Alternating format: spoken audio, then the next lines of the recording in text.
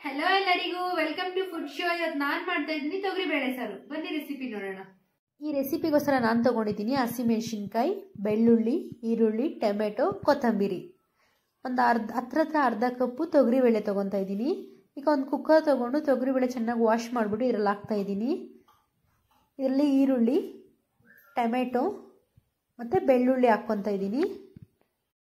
ಜೊತೆಯಲ್ಲಿ ಹಸಿಮೆಣಸಿನ್ಕಾಯಿನೂ ಇದಕ್ಕೆ ಸೇರಿಸ್ತೀನಿ.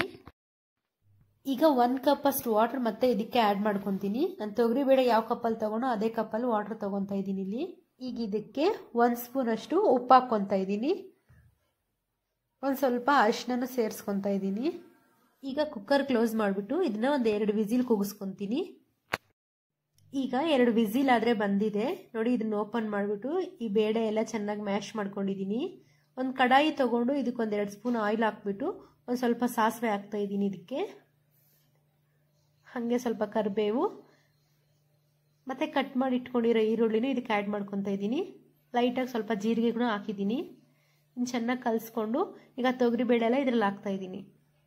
ಫೈನಲಿ ಸ್ವಲ್ಪ ಕೊತ್ತಂಬರಿ ಸೊಪ್ಪು ಹಾಕ್ಬಿಟ್ಟು ಇದನ್ನೊಂದು 2 ನಿಮಿಷ ಕುದಿಯೋಕೆ ಬಿಟ್ಟರೆ ರುಚಿಯಾದ ತೊಗರಿಬೇಳೆ ಸಾರು ರೆಡಿ. ನೀವು ಟ್ರೈ ಮಾಡಿ ಹೇಗೆ ಬಂತು ಅಂತ ಕಾಮೆಂಟ್ ಮಾಡೋದು ಮರಿಬೇಡಿ. Thank you for watching.